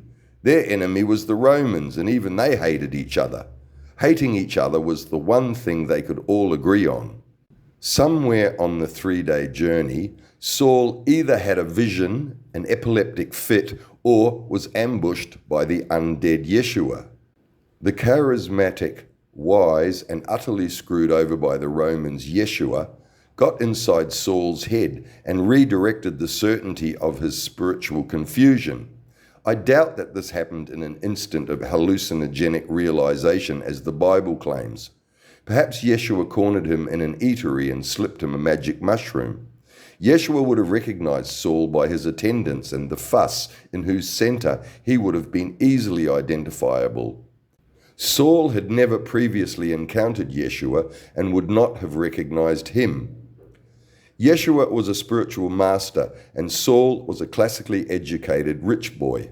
Saul, like most people, succumbed when confronted by somebody who actually knew what they were talking about. The Bible says something like, he was smitten and blinded, and suddenly he became a Jesus freak. As an author, it's my privilege to embellish with terminology that pleases me. Despite being blinded, Saul saw the light, woke up, and would never be the same, sane, again. Even by the standards of the Bible, this requires an almighty leap of faith. But if we put aside all the miraculous flashes and extra-worldly interference, it seems unlikely that Saul was persuaded to completely reverse his life's course during one brief encounter. It's more likely that Saul and Yeshua spent a lot more time together over weeks, if not months, or even years. Somewhere, somehow, and for some reason, far too spiritual for mere mortals like us to expect to fully understand, Saul became Paul. It might have been an attempt to pretend that he wasn't the same murderous thug who'd stoned Stephen to death, or it may have just been a typo after one of the monks copying the text took too big a swig on the Eucharist wine one day. We will never know unless we have a vision and God tells us, and even then, that might only be because we took too big a gulp or somebody spiked our drink. In an effort to limit confusion, I will hereafter refer to Saul Paul as Spaul. Yeshua appears to have deputized Spaul, who was suddenly not only able to preach Yeshua's message, but was also able to perform miracles. It took Spaul 3 whole years before he summons the courage to go back to Jerusalem and meet Yeshua's brother James, who'd assumed leadership of the surviving Jesus movement. I can't even try to explain how any of this went down, but somehow, obviously at Yeshua's insistence, Spaul became an apostle and was suddenly the new de facto leader, or something. We also know absolutely nothing about Mariamne's influence at this stage. The word Mara on her ossuary, which was decorated and showed elaborate signs of veneration, suggests that she also was a great spiritual teacher in her own right. Unfortunately, there is no mention of any interaction between her and Paul anywhere. Paul went and made friends with the other apostles, who were understandably very suspicious of him at first, but Yeshua had recognized him as somebody who could help their movement, and consequently, Paul was elevated to the status of an apostle and became a missionary. He was the only apostle who was claimed to have not known the living Jesus, but he was the one who took the whole movement global. It can be credibly argued that Paul's inclusion in equal status with the other apostles is further proof that he also met with and listened directly to the living Yeshua. It is simply not feasible, without ascribing to miracles and other supernatural nonsense, that Paul could have assumed the position he held in the movement without the direct intervention of Yeshua. Paul talked the other disciples into allowing Gentiles, that is, people who weren't Jewish, into their faith by convincing them that men didn't need to be circumcised to go to heaven. That didn't stop Christians from continuing to chop off the end of their infant sons' willies before they were old enough to defend themselves. It just meant that lining up at a urinal in heaven wouldn't get you instantly cast down into hell. His name wasn't the only thing Paul changed. He was the original transformer, the architect of the New Testament, who proved to be a lot more useful than a bunch of illiterate fishermen. Having been born in Tarsus, which was under Roman rule, he was officially a Roman citizen. He was very aware of the religious expectations of the psychopathic rulers of their immediate world, and would have known that a radical new message of love and compassion had about as much chance of impressing the Romans as a three-legged goat. They needed some extra clout to get the attention of people who'd already been forced to believe that their emperor was a god. Paul was educated and knew the precedents that had worked in the past, but they had a big problem. Resurrection was an accepted way of establishing the credentials of deity, but if Yeshua appeared in public and claimed to have risen from the dead, the Romans would have crucified him again, and then he'd have to rise from the dead a second time, which is unlikely to have been an appealing option. Having suffered through one crucifixion, Yeshua would not have wanted to endure another. Paul needed to come up with something that kept Yeshua's vital spiritual message alive without getting him killed. Paul understood the Roman psyche and knew how to manipulate it to ensure Yeshua's transcendent message could be propagated without exposing him and making him more vulnerable. Paul travelled extensively, allegedly performing miracles as he went, and converted lots of pagans to Christianity. He was beaten, whipped, stoned, jailed several times, shipwrecked, bitten by a poisonous snake, and eventually beheaded by the Romans for his enormous contribution to their religion. The Apostle Paul, not Jesus, is credited with the creation of Christian theology. We will never know how much actual influence Yeshua was able to exert over him. Paul was responsible for the doctrine that states, "We are all created by God before we are born. We live one life upon which we are judged, and according to that judgment, we either spend the rest of eternity blissfully in heaven or enduring intolerable suffering in hell." Jesus died on the cross to save us from the consequences of our sins, and to claim that amazing grace, all we have to do is believe in Christian theology as created by Paul. This is the basic message of the Christian religion in all of its various manifestations attributed to Jesus. It is closer to Judaism than Buddhism because that was what Paul knew and understood. Paul was responsible for merging Yeshua's teachings with traditional Judaism, which was then thrown into the blender of Roman political necessity, and the result is the modern, mongrel religion that we call Christianity and blame on Jesus. The bits about Jesus being God and the ludicrous proposition that his mother was a virgin were added later by the Romans with a few other bells and whistles. Yeshua's family. The Talpiot tomb provides irrefutable physical proof that Yeshua and Mariamne were married and that they had a son called Judah. The tomb was discovered during construction of a new suburb of Jerusalem on March 27, 1980. The subsequent excavation was a sloppy disgrace that desecrated the bones of Yeshua and his immediate family members. However, it was conducted under the official auspices of the Israel Antiquities Authority, or the IAA, and all of the relevant details were properly recorded and added to official records according to accepted archeological and scientific protocols. It was an officially provenance discovery, a genuine first-century tomb, and nobody is disputing its authenticity other than to baselessly deny that it belonged to the biblical family of Yeshua. In his foreword to Simcha Jakobowicki and Charles Pellegrino's book, The Jesus Family Tomb, renowned historical documentary filmmaker James Cameron wrote, I quote, "I believe beyond any reasonable doubt that a first-century Jewish tomb found in Talpiot, Jerusalem in 1980 is the tomb of Jesus and his family. What's even more electrifying is what the physical evidence from within the tomb says about Jesus, his death, and his relationship with the other family members found in the same burial site." Unquote. The discovery of the tomb is extremely controversial because of its implications to the orthodoxy of Christian dogma.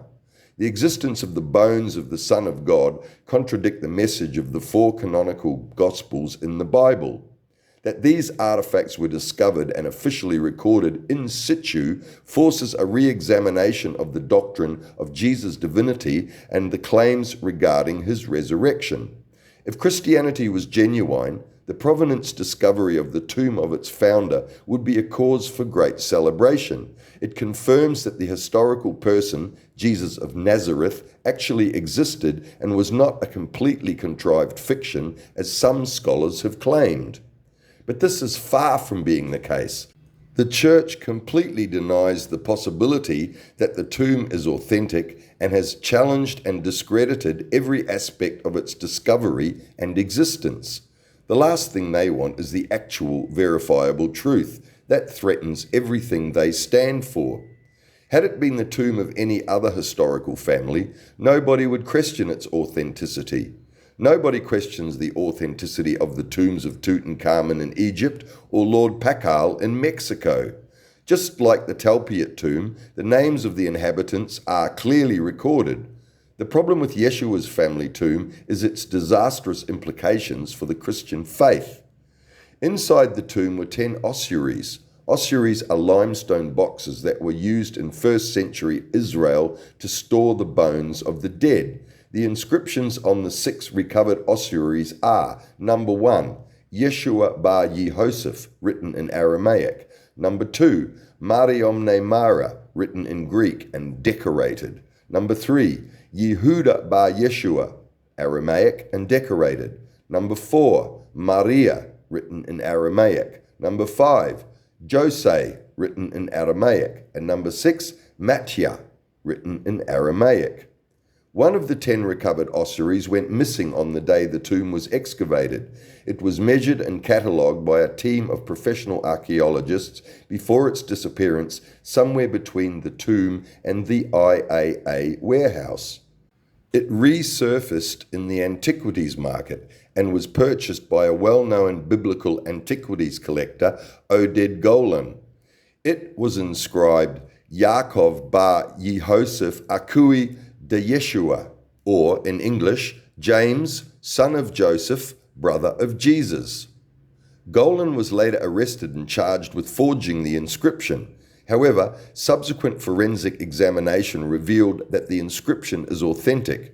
The patina, or surface residue, from its 2,000 years of storage inside the tomb corresponded with the Yeshua and Mariomne ossuaries and wall samples obtained from inside the Talpiot tomb. When it is added to the other 6 ossuaries with inscriptions, it creates a statistical certainty.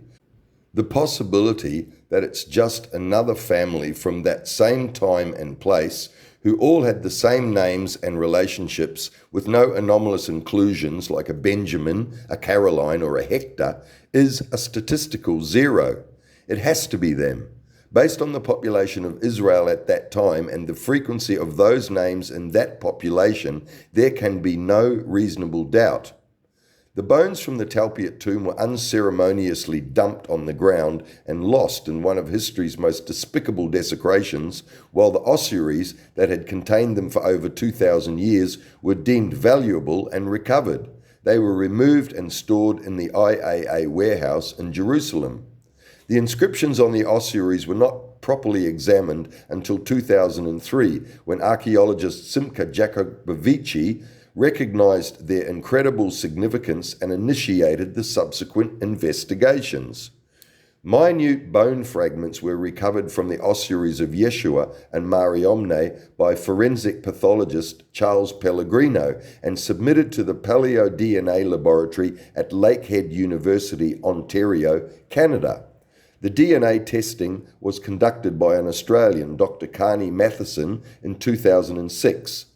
The samples were numbered, and Dr. Matheson was only informed that they came from an ancient tomb in Jerusalem, and the DNA examination was to determine family relationships of a royal lineage. This ensured that the tests were conducted blind and were not influenced by any preconceptions or religious considerations. The samples were dry, fragmentary, and very small, which meant it wasn't possible to extract nuclear DNA, so a broad genetic blueprint could not be obtained. However, they were able to extract mitochondrial DNA, which is the DNA inherited from the mothers of Yeshua and Mariamne. God's DNA was not recoverable with 2006 terminology. The DNA evidence proved that Mariamne was not physically related to Yeshua as either his mother, sister, or daughter. Therefore, the only possible reason for her to be buried beside him in his family tomb was that she was his wife. Slam dunk. End of argument. The evidence also proves that physically, Yeshua was a normal flesh and blood human being of Middle Eastern descent. It destroys all the claims that Jesus was divine and saves us from having to speculate about the divinity of his son, Judah. During the first 300 years after the crucifixion, there were over 80 different texts describing the events recorded in the New Testament. By the 4th century, these had been reduced to only 27, which were accepted by the church. As time passed, Mariamne became increasingly less convenient as the sexist Romans corrupted the narrative to suit their political agenda. The idea that Jesus had a wife and children was not compatible with the nonsense that he was God, and so it was deleted. Mariamne's ossuary was the most ornate in the Talpiot tomb, and after her name was inscribed the word Mara, which translates as the female equivalent of master or lordess. This shows she was especially revered by the people who buried her, and clearly was another extraordinary person. Mariamne's ossuary is inscribed in Greek. All of the other inscriptions are written in Aramaic. This is consistent with the Bible, which says Jesus sent her to Greece to spread the word with her brother, the Apostle Philip. I will deal with this in greater detail in the next chapter. In contrast, Yeshua's ossuary is very plain, which reflects his humility in the way he lived and what he taught. There is also evidence in the 4 canonical Gospels that Jesus had a son. References to the beloved disciple and the most loved disciple take on a different meaning after the discovery of the Talpiot tomb. Professor James Charlesworth, in his seminal work, The Beloved Disciple, concludes that this person is also referred to in the scriptures as Didymus Judas Thomas. Didymus and Thomas are 2 words that can both be translated to mean twin. It has been postulated that the reference to Yeshua's son Judah as his twin was a code to stop the Romans from realizing that Yeshua had a son and crucifying him as well. The Romans liked to destroy entire lineages of people they saw as a political threat, and what more potent threat than the lineage of somebody revered as the King of the Jews? The Gospel of John records that the beloved disciple was present at the Last Supper, and he is depicted as leaning against Jesus' chest. The Gospel of Mark states that when the officers of the high priest came to arrest Jesus, a young boy followed them. He was wearing only a linen cloth, and when the officers tried to seize him, he slipped out of his garment and ran away naked. These references are far from conclusive, but beg the question, why were they included in the Gospels if this child was not somehow significant? This mysterious beloved disciple appeared again at the crucifixion and was with Mariamne and Mother Mary at the foot of the cross. The Gospel of John quotes Jesus as saying from the cross, "Woman, behold thy son." And then he turned to the beloved disciple and said, "Behold thy mother." The men in dresses claim that he was talking to his mother Mary about himself, but is this credible? Would the last utterances of a dying man likely be, "Look at me, Mum, and look at yourself"?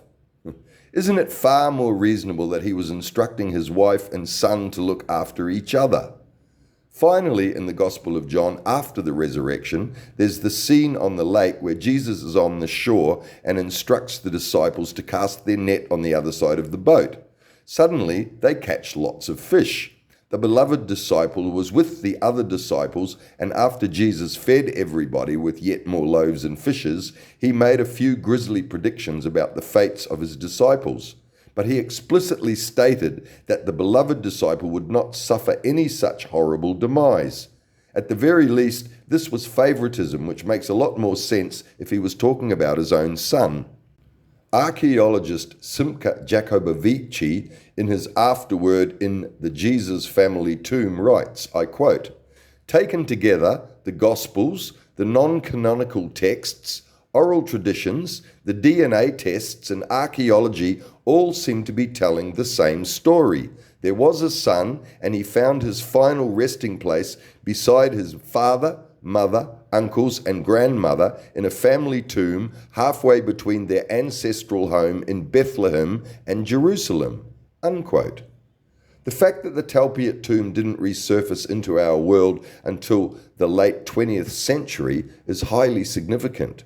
The tomb of the Master Yeshua and his family survived, buried, until the time when forensic science could be definitively applied to its contents and modern analysis using 21st century technology could draw factual, verifiable conclusions. These were conducted by credible internationally acclaimed institutions, including the IAA, the Israeli Geological Survey, the Suffolk County Forensic Crime Laboratory in New York, and the Lakehead University of Paleo DNA Lab in Thunder Bay, Ontario. Had the tomb been unearthed any time from the 2nd to 19th centuries, it is unlikely that its significance would have been recognized and impossible that its contents could have been subjected to advanced scientific analysis. Yeshua has communicated directly with the 21st century by this timely, monumental discovery, which is consistent with his core message being completely humble and without fanfare or fuss. What it does so unpretentiously is give us license to completely reinterpret every other aspect of what is presented to us relating to Jesus. Also, the fact that Yeshua's family tomb was not considered the greatest discovery of the 20th century is yet another indication that the Christian doctrine is completely bogus. Instead of his ossuary, which contained his mortal remains for over 2,000 years, being the centerpiece of a specially consecrated cathedral and the most holy destination for millions of adoring Christian pilgrims, it sits on a shelf in the warehouse of the IAA in Jerusalem. The Church has not only ignored this momentous discovery, but is actively trying to discredit its proven authenticity. It is the only real actual proof that the man they claim to love and revere actually existed, but because of this, it constitutes an actual physical threat to everything they stand for. The archaeological evidence is clear. Yeshua was a family man. Mari omne mara. One of the most despicable features of the entire Christian farce is their treatment of Yeshua's wife, Mariamne. The woman he loved and the mother of his children was labelled a prostitute in a sermon by Pope Gregory in 591. Based on no evidence whatsoever, this pampered clown conflated Mariamne with the unnamed sinful woman in Luke 7:36-50, who anointed Jesus' feet with perfume. This spurious misogynist assertion continues to stain the minds of most Christians and remains a vile disgrace to this day. Nowhere in any of the literature is there one word that supports this slanderous insult, impugning the character of the second most important person in the New Testament. On the contrary, there is ample evidence in the apocryphal literature of exactly the opposite. Mariamne was a highly respected and revered spiritual leader in her own right. In the Gospel of Philip, she is described as a wisdom figure and is depicted in Gnostic tradition as a symbol of spiritual insight. There is a beautiful passage in the Gospel of Philip. I quote, "The students asked, 'Why do you love her more than us?' The Saviour answered, saying to them, 'When a person who is blind and one who sees are both in the dark, they are no different from one another. When the light comes, the one who sees will see the light, and the one who is blind will remain in the dark.'" Unquote. The implication here is that Yeshua was the light, or he turned on the light, and the only disciple who could now see was Mariamne. The rest simply lacked the capacity to grasp the profound spiritual truths Yeshua was attempting to impart. It is more likely that Mariamne was the actual Virgin Mary than the ludicrous Christian claim that Yeshua's mother was a virgin. The name Magdalene is derived from the Aramaic word migdal, meaning tower, and can therefore be reconstrued as Mariamne of the tower, hence the name Mary Magdalene. Christianity asserts that Magdalene signified her origin in the town of Magdala, but it is just as likely that the word refers to the tower, the home of Vestal virgins, being the tower-like temple of Vesta. There is absolutely nothing anywhere documenting the meeting, courtship, and marriage of Yeshua and Mariamne. The only obscure apocryphal information about any of this suggests she was a Canaanite. Yeshua is a common Canaanite name, but that doesn't establish an historically valid connection, and there is no dispute about his Jewish origins. The Gospels of Mark and Luke both state Jesus cast 7 demons out from her, whatever that's supposed to mean. The evidence from the Talpiot tomb proves to within a reasonable level of historical certitude that Yeshua and Mariamne were husband and wife, and that they had a son named Judah. However, there is also some evidence of a daughter, Sarah, who is mentioned in the Gospel of the Hebrews and the Pseudo-Clementine recognitions. Sarah is associated with the city of Marseille in France, conforming to the notion that Mariamne travelled to France, where she established a Christian community after her missionary work in Greece. The highly controversial Priory of Sion links Jesus' bloodline to the Merovingian kings of France. The Gospel of the Hebrews also mentions another daughter, Esther, and in the Pseudo-Clementine recognitions there is mention of another son named Joseph. It is recorded in the apocryphal Acts of Philip that after the crucifixion, Mariamne travelled to Greece with her brother, the Apostle Philip. The later historian Eusebius, in his work Ecclesiastical History, also mentions that Mariamne was the sister of Philip, and their names are linked as siblings in the apocryphal Gospel of Peter. The Apocryphon of James, also known as the Secret Book of James, mentions the Apostle Philip and his sisters. In it, Yeshua's brother James is having a post-crucifixion conversation with the Apostle Peter, at which Philip's sisters are present. Their names are listed as Mariamne, Martha, Salome. The Greek text uses the phrase Mariamne, who is called Magdalene. I'm going out on a limb here by proposing that Mariamne did not travel to Greece with her brother, the Apostle Philip, but that she actually accompanied her husband, Yeshua. Philip was an alias which allowed them to pretend to be siblings. There is no record in any of the Orthodox Christian literature stating Mariamne was the brother of the Apostle Philip, and this would not have been a controversial linkage had it been true. The family relationships of the other disciples are included. It makes sense that Yeshua and Mariamne would have left Israel after the crucifixion, and travelling as brother and sister would have allowed them to share accommodation and behave as intimate family members without arousing suspicions that Yeshua was still alive. Nobody in Greece would have recognized Yeshua and reported him to the Romans to be re-crucified. Philip the disciple is mentioned twice in each of the synoptic gospels and only in the context of being one of the disciples. There is nothing in any of them pertaining to his character or anything that he did beyond allegedly being there. In the Gospel of John, he is suddenly a little more prominent. He is mentioned 7 times in John, implying that his significance was a later addition. This makes sense if he was an alias and his fictitious presence needed to be more emphatically established. His interactions recorded in the Gospels of John with the disciples Nathanael and Andrew could represent the formation of a new inner circle of apostles who were familiar with Yeshua's new assumed identity. It is not unreasonable to assume that Mariamne was the 12th disciple and that Philip is a complete fabrication inserted to make up the numbers after Yeshua and Mariamne were married, a fact the biblical authors had no interest in recording. The Gospel of Philip documents in great detail the very special relationship between Yeshua and Mariamne. She is described as the foremost disciple whom he loved the most, and he is recorded to have kissed her many times. Other Gnostic and apocryphal texts confirm this key relationship. St. Augustine called Mariamne the Apostle of Apostles, suggesting she was a disciple. The French historian and researcher Madeleine Scapello also portrays Mariamne as a prominent disciple and a leader in the early Christian community. There is one obscure skerrick of scriptural evidence which can be construed to support the assertion that Yeshua took on the alias Philip and posed as Mariamne's brother when they travelled to Greece. It comes from a poem in Codex 6 from the Nag Hammadi Library entitled The Thunder Perfect Mind, which was written by a woman.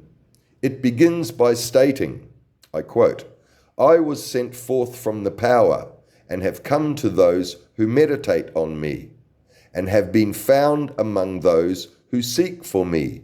Look at me, you who study me, and you who hear me, hear me. You waiting for me, take me into yourselves. Don't banish me from your vision. Don't let hatred enter your voice against me, or let anger enter your hearing. In no place, in no time, be unknowing of me. Be alert. Don't be ignorant of me. I am the first and the last. I am the honored and scorned. I am the whore and holy. I am the wife and the virgin. I am the mother and daughter. I am the members of my mother and the barren one with many sons. I have had a grand wedding, but have not found a husband. I am a midwife and do not give birth. I am the solace of my labor pains. I am bride and groom, and my husband produced me. I am the mother of my father and sister of my husband, and he is my offspring. I am a slave of him who prepared me, and ruler of my offspring. He produced me earlier, yet on my birthday, and he is my offspring in due time, and my power is from him. I am the staff of his power in his youth, and he is the rod of my old age." Unquote. This enigmatic text was written by an anonymous source. It appears to describe the riddle of Mariamne, which has come down to us through the filter of 20 centuries. I quote, "I am the honored and scorned. I am the whore and holy. I am the wife and the virgin." She also goes on to state, "I am bride and groom, and my husband produced me. I am the mother of my father and sister of my husband, and he is my offspring." Unquote. This section begins with a reference which can be interpreted as referring to the bridal chamber. This is elaborated on in the chapter The Gospel of Philip, where she credits her husband Yeshua with producing her. Once again, we are victims of translation, but the implication of the line, "and sister of my husband," is stark and possibly very significant. I don't claim anything historically verifiable about this text except that it came from an authentic 2nd century source, but consider it intriguing and its implications powerful. I leave it next to the porky bin for your personal discernment and interpretation. After their work in Greece, it is likely that Yeshua and Mariamne travelled to France before finally returning to Israel many years later when the heat was off. According to local tradition, Mariamne arrived in France with a group of companions which included Lazarus and Martha, and as stated above, there are records of her having children. The inclusion of the name Lazarus, whom the canonical Gospels claim Jesus raised from the dead or resurrected, provides some interesting food for speculation. Mariamne has a significant presence in France, particularly in the Provence-Alpes-Côte d'Azur region. She is celebrated in various festivals and processions throughout the Provence region and has become an important cultural symbol representing feminine spirituality, redemption, and the power of faith. Local legends claim she spent her later years in France living in a cave in the Saint-Baume Mountains, near the town of Saint-Maxime-la-Saint-Baume. The grotto is now a popular pilgrimage site and contains a chapel with her statue. There is also an alleged Gospel of Mary Magdalene, which came to light in an antique shop in Cairo, Egypt in 1896. The alleged Gospel of Mary Magdalene was not included in the Nag Hammadi library and is most likely not authentic. Had it been entitled the Gospel of Mariamne, I may have been inclined to take it a little bit more seriously. The text is incomplete. Pages 1 to 6 and 11 to 14 are missing. It contains no information about her origins and is a hybrid containing aspects of both the Orthodox Christian narrative affirming Jesus' resurrection and some Gnostic philosophy. Mary Magdalene is portrayed as a respected disciple whom Yeshua entrusted to inform the others that he had risen from the dead. It also says that she had overcome desire, ignorance, and wrath, and stresses the Gnostic doctrine of inner knowledge and trust in the presence of the divine within. I doubt that Mariamne had anything to do with its authorship, and though it does contain some enlightened concepts, it doesn't appear to me to be the product of an enlightened mind. It was declared to be heresy by the Council of Nicaea, and on this rare occasion I concur. I consider it a worthy addition to the porky bin. In 1969, the Catholic Church officially recanted its position regarding Pope Gregory's misogynist allegation that she was a prostitute. It took them over 1,500 years to renounce this obscenity, and their belated correction is as worthless as the original accusation, along with everything else they stand for. In 2016, Pope Francis elevated Mary Magdalene to the title Apostle to the Apostles in response to the awareness of her actual role as the most prominent disciple, most likely a belated response to the intense interest in and wide dissemination of the Nag Hammadi texts. Mariamne Mara is a central figure in the Christian narrative and is prevalent in almost every available source. She is one of the most depicted figures in Christian art, and her seminal contribution to Yeshua's remarkable legacy is undeniable.